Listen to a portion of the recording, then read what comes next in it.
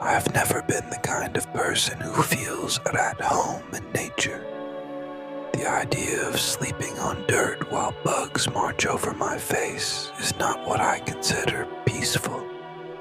But every summer, my father would drag me into the woods with his rugged friends. They all treated camping like a sacred ritual, while I silently counted the hours until it was over. By the time I was in high school, I was desperate for any way to make the experience less miserable. So I convinced my dad to let me bring a friend.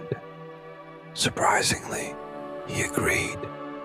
I chose Charles, a guy who actually liked camping but wasn't annoying about it. The trip didn't start right.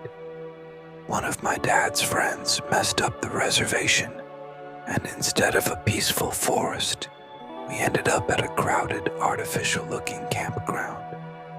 There were paved paths, glowing lampposts, even a playground right next to the tents. Worst of all, just beyond a fence, was a mini amusement park. Bright lights, roller coasters, carnival music. It felt wrong, like two different realities stitched together. Charles joked it wasn't real camping. My dad was furious, but we stayed. Later that night, after smoking a little to take the edge off, Charles looked at the glowing park in the distance and said, "Let's explore." We climbed over the fence. The moment our feet hit the other side, the sounds changed. The laughter, the music. It didn't fade, but transformed. It slowed, like a record dragging to half speed. The lights flickered, turning from carnival colors to a sickly pale hue, as though the bulbs were filled with dying breath instead of electricity. "Dude, is this place even open?" I whispered. We walked further. No people, no staff. But the rides were moving. The Ferris wheels spun slowly. The carousel turned with lifeless horses, frozen in mid-scream, teeth bared instead of smiling. Then we noticed the signs. They didn't advertise cotton candy or roller coasters. They said things like, "Please don't look up. You are being measured. If they notice you, pretend to be dead." Charles tried to laugh it off, but his voice cracked. "They probably do this to scare kids." That's when we heard the footsteps. Not from one direction, but from everywhere. Soft, synchronized, like dozens of people walking in circles around us, hidden behind the walls and rides. I grabbed Charles's arm. "Hello," he called out. Every ride stopped, dead silent. Then, above the Ferris wheel, something started to descend. At first I thought it was smoke, until I realized it had fingers, long, skinless fingers stretching down from the sky, like strings searching for something to pull. Charles whispered, "Don't move." We didn't. The fingers hovered above us, twitching, searching. Then, from underneath the carousel, a voice whispered my name, my real name, not loud, almost like someone gently blowing the word into my ear. I snapped. I pulled Charles and ran. The footsteps turned into thunder. The ground shook. We didn't look back.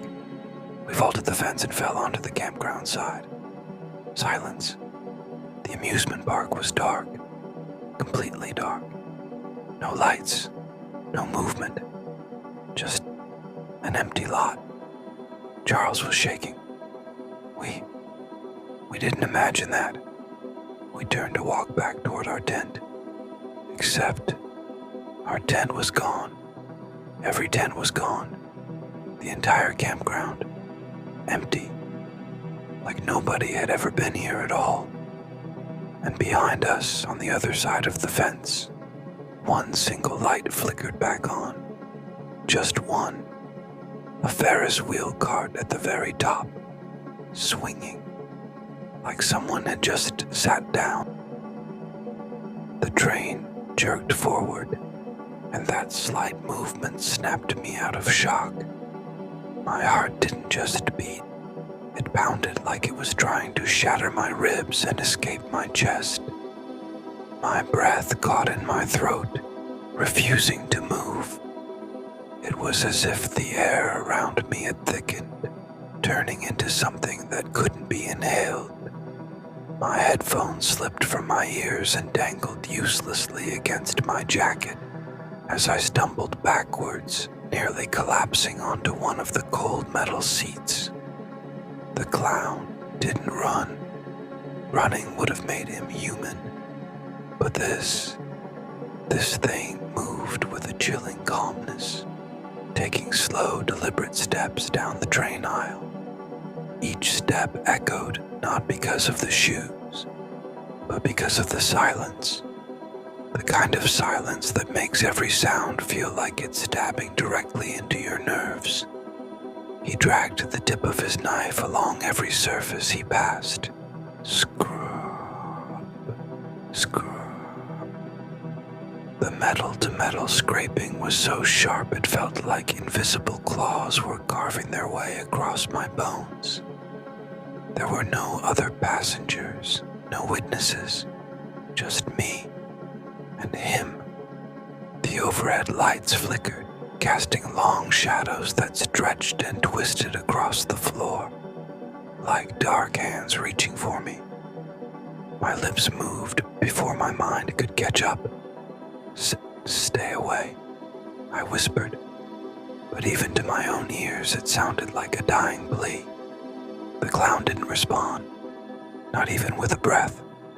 His painted smile was frozen in a grotesque grin, but his eyes were alive, and what lived inside them was not madness. It was intent. The train approached the next station, slowing as the doors prepared to open. That small change in motion sparked a desperate hope inside me. The moment the doors slid apart with a hiss, I bolted. My legs didn't feel like they were moving fast enough, yet the world around me blurred as I sprinted out of the train. But he moved faster. The rush of air as the knife cut past my chest was so close I could feel the cold of the blade without it touching me. My feet nearly slipped on the polished platform tiles, but some instinct I didn't know I had kept me upright. I didn't scream. Screaming would have wasted time. It would have made it real. Instead, I ran, lungs burning, heart bleeding fear into every vein, thoughts dissolving into static. But he followed. His footsteps didn't match his body. They were uneven, too heavy, too hollow, like someone stomping inside an empty coffin. Thud, tap, thud, tap. His breathing was worse. It wasn't human breathing. It wheezed and rattled like air being pushed through broken glass. Every time I turned a corner, I expected him to be gone, a figment of my imagination. But he wasn't gone. He was closer. The station was completely deserted.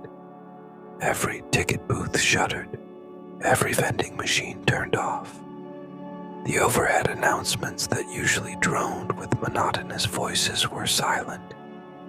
Even the flickering lights above seemed to dim as I passed beneath them, as though the entire station was holding its breath. Up the first staircase, my legs ached. Up the second, my lungs screamed. The exit was just ahead, glowing like the last remaining portal to safety. That's when I heard it. A laugh. Not a clown laugh. Not goofy. Not exaggerated. It was broken, disconnected. A laugh that didn't know how to be a laugh, like someone forcing the sound out of a body that had forgotten how to be alive. My blood turned to ice. I turned despite every cell in my body begging me not to, and saw him standing at the bottom of the stairs, motionless, head tilted, watching me, like he already owned me. I crashed through the exit turnstile so hard it nearly snapped. My vision swam as I stumbled onto the street, gasping like a drowning man finally breaking through the surface of black water. 2 police officers stood near their patrol car, casually talking. I couldn't form words. I could only point behind me, shaking violently, lips trembling too much to shape a sentence. They followed my gaze. By the time they went down there, he was gone. Not a footprint, not a drop of blood, no wig, no knife. It was as if he had dissolved into the shadows the moment I left his sight. But shadows don't disappear. They follow. And I know something with absolute certainty. A truth colder than anything I've ever felt. He saw my face. He heard my breath. He knows I survived. And whatever he is, he doesn't forgive survival.